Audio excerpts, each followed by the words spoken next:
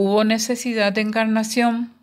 La encarnación fue necesaria para que se cumpla el plan de Dios para salvar al hombre de los pecados, de nuestros pecados.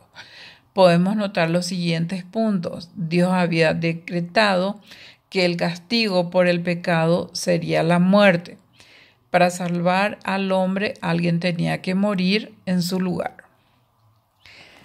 Dado que el pecado había sido cometido por un ser humano, era necesario que un ser humano lleve esa culpa. Para que la muerte de ese ser humano sea sustituida, tal hombre tenía que ser perfecto y sin pecado personal.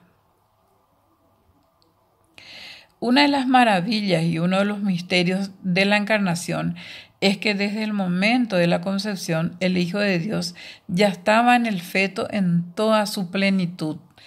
Esto habla de la tremenda humildad de Dios en asumir la naturaleza humana. Existen enseñanzas equivocadas acerca de la encarnación y tenemos que tener prudencia en eso. Las principales enseñanzas falsas son: el Cristo divino vino sobre el hombre Jesús. Eso fue una enseñanza herética que surgió durante el tiempo de los apóstoles. Jesús fue solo un fantasma. Esta es otra herejía que se manifestó durante la vida de los apóstoles. Juan califica de anticristos y falsos profetas a los que enseñaban esta doctrina de la encarnación. Jesucristo dejó de ser Dios por un tiempo. A la luz de Filipenses, en el capítulo 2, en el versículo 7, muchos cristianos a lo largo de los años han negado que Cristo durante su vida terrenal realmente fuese Dios en el pleno sentido de la palabra, según los que proponen esta enseñanza. Después de su muerte y resurrección, Cristo dejó su naturaleza humana. Si Cristo realmente dejó de ser hombre después de su retorno al cielo, entonces lo que leemos en Hebreos capítulo 2, versículo 14 al 18 no tiene validez. Jesucristo no pudo pecar.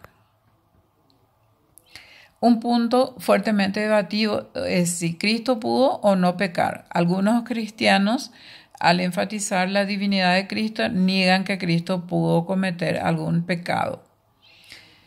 Sin embargo, hay que notar que Cristo realmente fue tentado durante su vida terrenal. ¿Por qué? Porque Él se hizo humano. Él era igual que nosotros.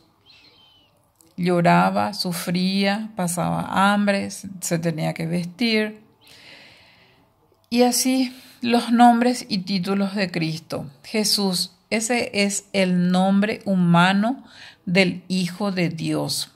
Durante su vida aquí en la tierra, es usado casi exclusivamente en los evangelios y en los hechos. Fue el nombre dado por sus padres terrenales, José y María, bajo la dirección del ángel. Cristo. Este es el nombre más común para hablar del Hijo de Dios en su encarnación, frecuentemente en combinación con Jesús. El nombre en castellano viene del nombre en griego, Christos, que significa ungido. Este es un título más que un hombre. El trasfondo del hombre, Christos en griego, es el título hebreo Mesías, que también significa ungido. Hijo de David. La relación entre el Mesías y el Hijo de David viene de la promesa hecha por Dios en David. En 2 Samuel, los profetas hablaron en varias oportunidades de un reino que estaría establecido en los últimos tiempos, sobre el cual reinaría un descendiente de David.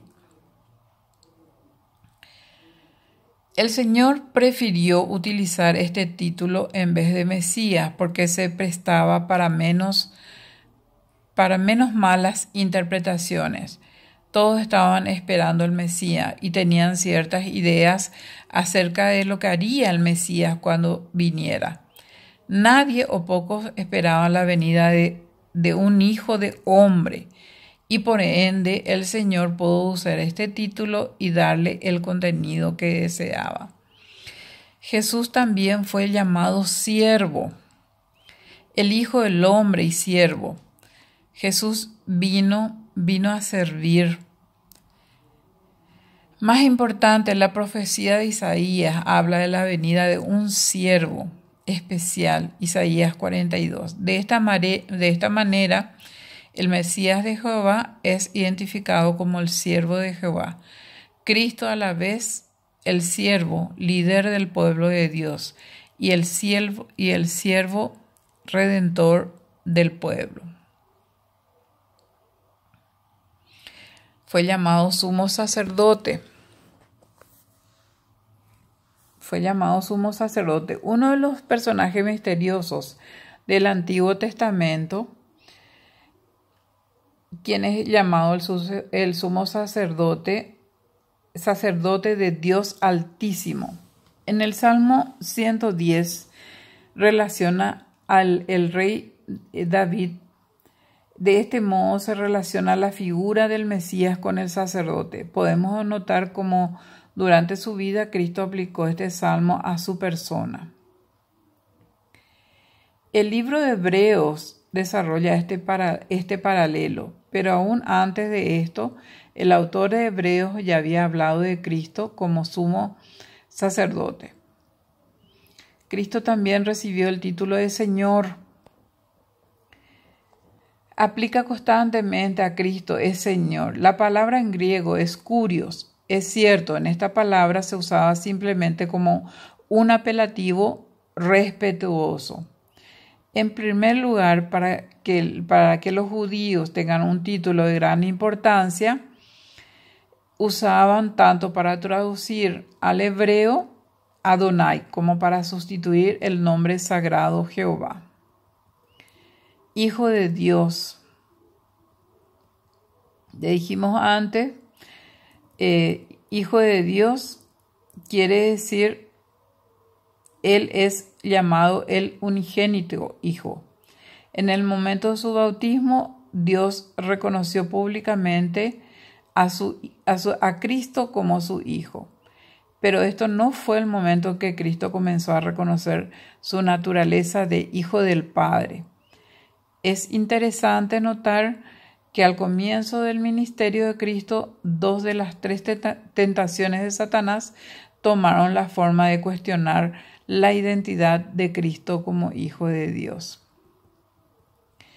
Dios. Finalmente podemos notar algunos versos donde Cristo es llamado específicamente Dios, dado a los autores del Nuevo Testamento, que eran judíos monoteístas.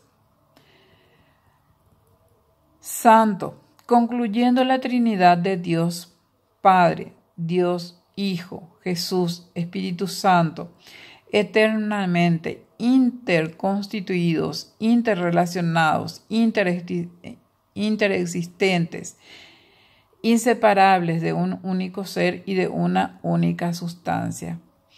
¿Qué más? ¿Qué más, queridos hermanos? Es hermosa